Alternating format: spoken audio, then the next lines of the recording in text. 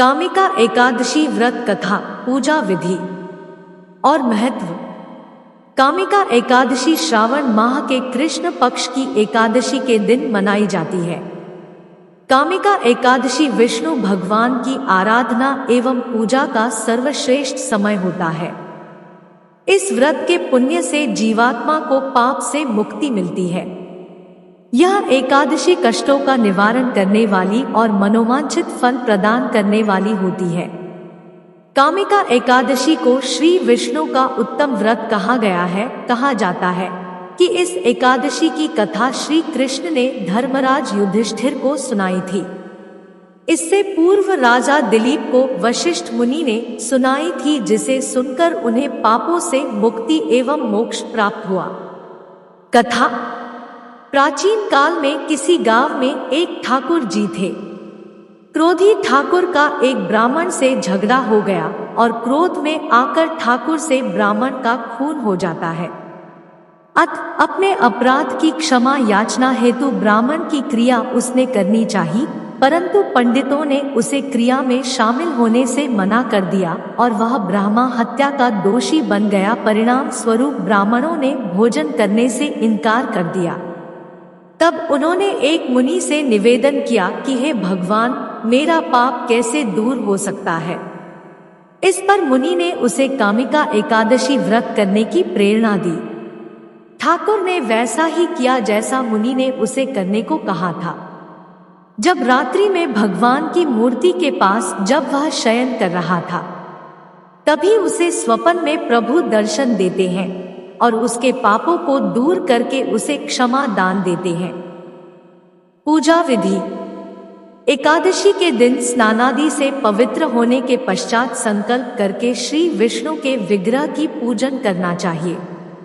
भगवान विष्णु को फूल, फल, तिल, दूध, पंचामृत आदि नाना पदार्थ निवेदित करके आठों प्रहर निर्जल रहकर विष्णु जी के नाम का स्मरण एवं कीर्तन करना चाहिए। एकादशी व्रत में ब्राह्मण भोजन एवं दक्षिणा का बड़ा ही महत्व है। ब्राह्मण को भोजन करवाकर दक्षिणा सहित विदा करने के पश्चात ही भोजनादि ग्रहण करें। इस प्रकार जो कामिका एकादशी का व्रत रखता है, उसकी कामनाएं पूर्ण होती है। महत्व। कामिका एकादशी उत्तम फलों को प्रदान करने वाली होती है। इस एकादशी के दिन भगवान श्री कृष्ण की पूजा करने से अमोघ फलों की प्राप्ति होती है। इस दिन तीर्थ स्थलों में विशेष स्नान दान करने की प्रथा भी रही है। इस एकादशी का फल अश्वमेघ यज्ञ के समान होता है। इस एकादशी का व्रत करने के लिए प्रातः स्नान करके भगवान श्री विष्णु को भोग लगाना चाहिए। आचमन के पश्चात धूप, दीप, चंदन आदि पदार्थों से आरती करनी चाहिए।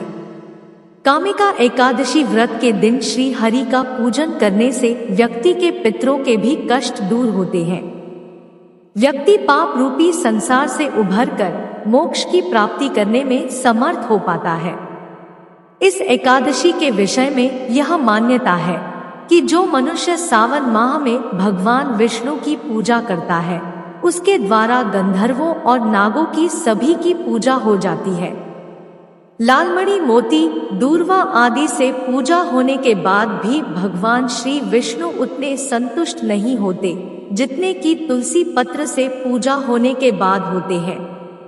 जो व्यक्ति तुलसी पत्र से श्री केशव का पूजन करता है, उसके जन्म भर का पाप नष्ट होते हैं। इस एकादशी की कथा सुनने मात्र से ही यज्ञ करने समान फल प्राप्त होते हैं। कामिका एकादशी के व्रत में शंख, चक्र, गदाधारी श्री विष्णु जी की पूजा होती है। जो मनुष्य इस एकादशी को धूप, दीप, नैवेद्य आदि से भगवान श्री विष्णु जी की पूजा करता है, उसे शुभ फलों की प्राप्ति होती है।